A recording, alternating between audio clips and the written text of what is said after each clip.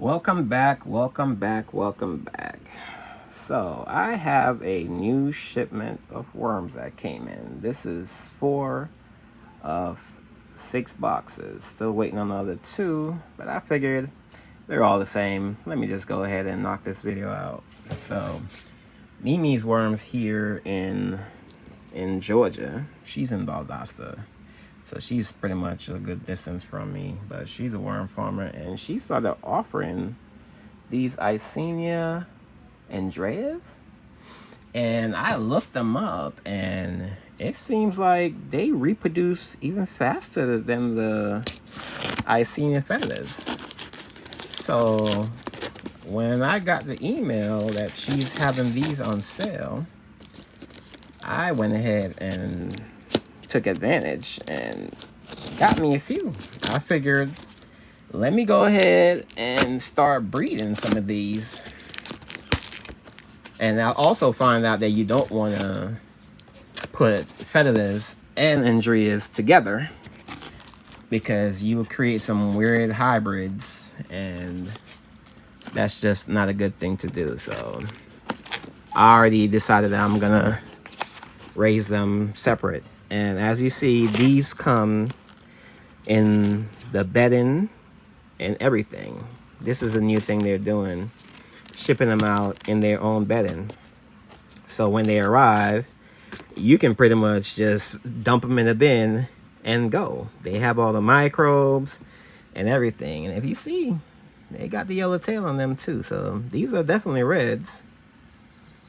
These are definitely reds. So that's the material that they come in. And I think it's actually really smart to use wood chips, because I don't think wood chips would heat up and distribute the heat like, peat moss and stuff would. So I think this is definitely a safe way. And just digging through here a little bit, it seems like I'm getting a lot of worms in here. She advertised it as having, pretty much over a pound of worms in this material. And with the discount code, that price was not bad for me at all. So I definitely took advantage of that. So that's what that box looked like.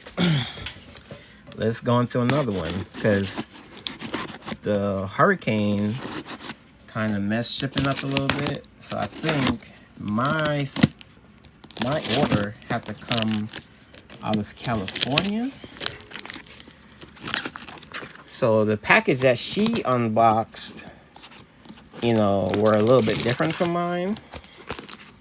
But I think this is probably how they do it, because I think her package had like 4 individual boxes inside of a box. So this one, they just have one box inside of a box with the material.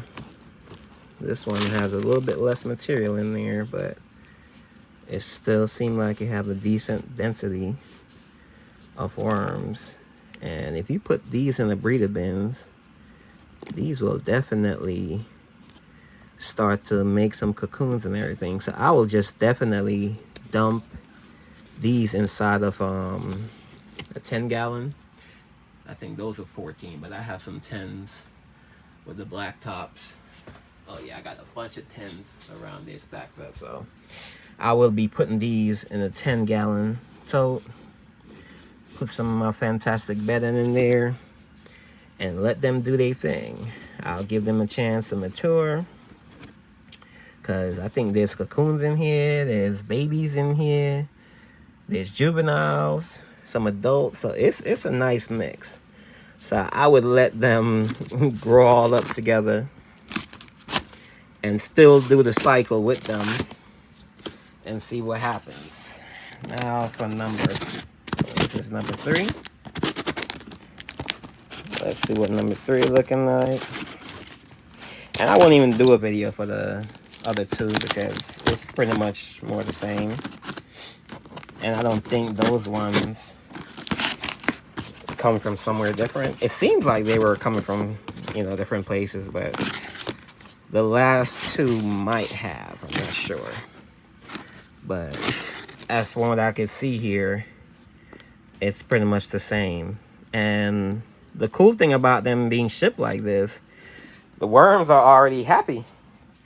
Happy and contented, because as you see, none of them tried to escape. None of them tried to leave the box or anything like that. So I think this is a very interesting way to ship worms. This is definitely my first, you know, like this, because I've definitely gotten worms. I think the garden worm lady was shipping out. Yeah, she was definitely shipping out worms. Yeah, V from the Garden and Worm Lady channel. She shipped me worms before that was inside their material. That's the first time I actually got it. But to have the wood chips chunky material like this one I already had opened up.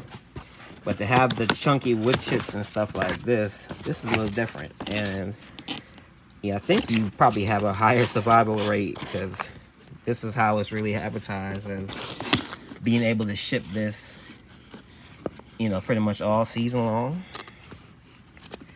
Yeah, so all this material will pretty much have a decent amount of worms in it.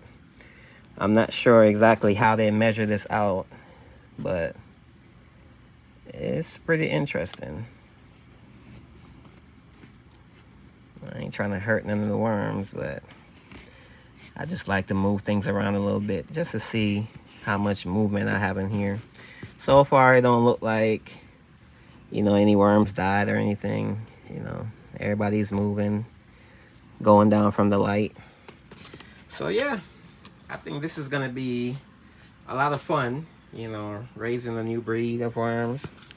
And as far as I know, these are pure reds, so that's definitely another plus. You know, I like having a pure stock, because I'm a worm farmer. I'm not just strictly a breeder. I'm not just strictly for castings. I want both. So I'm here trying to, you know, make castings, and I want to go ahead and breed. Oh, I'm starting to have a fruit fly problem. Don't worry, I got stuff coming. I definitely did a nice Amazon order today.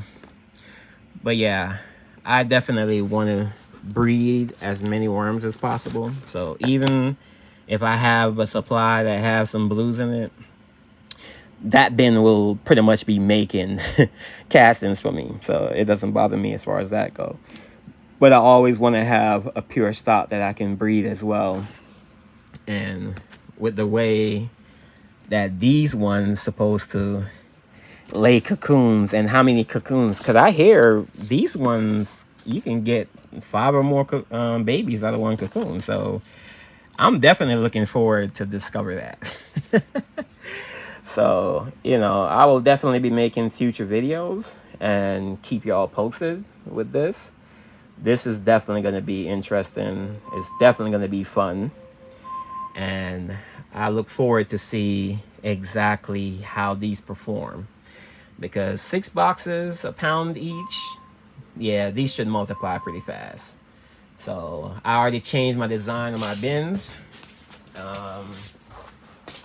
If y'all see here, I start putting a stainless steel mesh, you know, to block the hole. And what I'm gonna do, instead of drilling out the hole, I'm gonna drill small holes clustered together instead of taking out a whole chunk. So if anything try to get through here, they just don't have a clear way if they make it through, which I don't think anything, because I've had a rodent issue, they eat my worms before. I don't think they will actually be able to eat through this. But I'm also going to put another piece of mesh on the outside so they don't have a starting point, because when you have a starting point, they can start gnawing at this.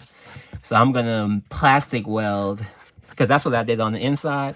I plastic welded the stainless steel into the plastic, so you know it's firm in there. Because I used to use aquarium safe silicone, but silicone, honestly, if you don't rough the plastic up enough, it won't grab. So plastic welding it makes it permanent. So when I put the other piece on the outside, I'm gonna have a double protection. And honestly, on these size 14-gallon bins, this is more than enough circulation for worms.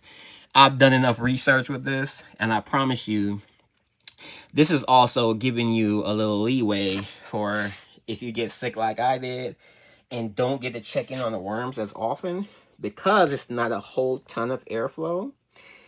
Your worms don't dry out, you know, that fast. You can literally have them in there for over a month without watering them or anything, because I also have plastic on the inside of my worm bins. And because of that, it keeps in all that moisture. So if you have the plastic in there, then you have a lid on it and only have two 2-inch holes on either side. Listen, this works great. And if y'all keep watching, in future videos, I will show you how I'll do little check-in videos to check in on my bins so y'all could see, you know, how things are looking. We got some escapees here. Let's get y'all back covered up for now. I'm gonna go ahead and modify the bins I'm gonna use for them. It's gonna be their permanent homes. So let me just close them back up here. That way they stay nice and moist until I put them in the bin. Gotta make them some bedding, which normally I would have ready to go, but my new express bedding works perfectly fine, that I can make it in a pinch and have no problem. So we're gonna just cover them back up here. And like I said, this is actually a really good way to ship. So my worms arrive. Thank you, Mimi, for the discount. And hopefully you watch my videos for future updates as well. Hello to you out there. You know, I'm really trying to go hard this time around, because I started out with worms a little while back. Started making videos, but had a little long COVID issue. And honestly, now doing the worms is helping me, you know, with that issue. Because if I'm out here doing the worms, which as you see, I have a lot to do. This right here is actually a bulk bin. I use this as a holding area. I have probably 10,000 worms in here, and they're doing wonderful, by the way. What I'm gonna do, I'm gonna bait worms out. I have these little trays with holes in the bottom. They look just like the stackable worm towers. They look like the trays from the stackable worm tower, but it's a smaller version. So I can fit 1, 2, 3, 4 of them in here. Put bedding. What I plan to do is mix watermelon with peat moss and put it in there, and then put some regular bedding on top of that. And that will coax the worms to come up in each tray. Then I would just pull the tray out, put it in the mortar bin, and then I would capture the worms that way and grab a pound at a time out of each and put them in my 10-gallon tote. A matter of fact, I had some totes that came in today. Let me pause for a second and show y'all what those look like. Okay, I'm back. So as you see, these are the lids here. And I chose to use these kind of totes because I was using 27-gallon because that's all Sam's had on sale at the time. But I realized after getting sick that I'm not getting any younger. So it's better to use a more manageable bin. This is almost half the size of the 27-gallon. And when you use a 27-gallon bin, you never want to fill them up all the way. You know, red wigglers only need about 6 inches. And we're talking about 3 there, 6 to about here. So about right here, you're going to have about 6 inches. And these don't get that heavy if you get it to 6 inches. You know, so honestly, I probably would only ever have it to this line. And I think that's a safe way to have it. So I will be making a cluster of holes in a nice little 2-inch circle here. And then put the mesh probably on the outside, you know. So that's how I'm about to modify these bins. So these worms here, 1 box, this size bin. So what I like about these, you know, the lids, these lids fit the same. Well, no, not these ones. The red lids on those ones fit the same size as a 27-gallon. This is pretty close to the surface area, because with reds, you want the surface area, and these are very wide. I like that. There's a whole lot of surface area. So this is going to allow all the worms in that box to really have room to spread out have enough room to breed and make me a lot of cocoons. So my first order of these was 18, and I actually went back and got another 24. So this is the first 6 of 24. I'm surprised that they didn't come together. They actually ship separate for some weird reason. But this is the bins I'm going to be using. And, you know, like I said, I like to have covered bins because most people use the mortar bins, mortar trays, or even the bus bins. I'm going to use bus bins because I do have some as well, some little gray ones. Matter of fact, there's one right here. I'll be using these two, but I'm going to build a cabinet that I can just slide these in. And I got the perfect wood for free to actually do that. So even though they won't have a top on them, I'll be putting, you know, I think I might be doing the plastic, but I have this really thick bubble wrap. Matter of fact, let me grab some here. I have this really thick bubble wrap, so I can actually get a nice cut of this and just stick it right on top. And I might either put a piece of cardboard on top of this to make it dark, or put a piece of black plastic, because I bought a big roll of 6mm plastic. But I was watching Captain Matt, and he was saying he started using the bubble wrap because it leaves little air pockets underneath here, so it's never flat, you know, so that way they can still be air circulation. So I'm going to build a cabinet that has a door that I can close and put these inside that cabinet, so I can still use these as breeder bins, but it will be in a locked cabinet, you know, with airflow to it and everything. And that cabinet will allow me to maintain a certain temperature inside there without actually using the heating pad on each tray. So those are videos to come, y'all. So go ahead and subscribe if you want to see those future videos, because I'm definitely doing that. I have a good amount of these trays. I found them on Amazon at a good price. I need to start putting Amazon links up and everything too, because I'm starting to get a lot of different things that I really like. I like these. I definitely like these. These are my favorites right now because they're not that deep. They're closed. You know, so even if it falls over, these lock. They lock so tight that, you know, even if one of them falls over, all the bed and everything will actually stay inside. Because one actually fell over before since I've had them, and I promise you, nothing came out at all. So yes, these definitely are my new favorite when it comes to breeder bins. So these are the ones I'll be using for breeder bins. That 64-gallon there will be a bulk bin. As you see, I have 2 more here. And I use those to hold my worms. When I was able to get worms, I figure even if I wasn't ready to put them in these yet, I would just put them in the bulk bin, you know, let them get acclimated, fatten them up, and then I'll bait them out and, you know, put a pound each in these. And, you know, I'll make adjustments as needed. Eventually, I might even do about 600.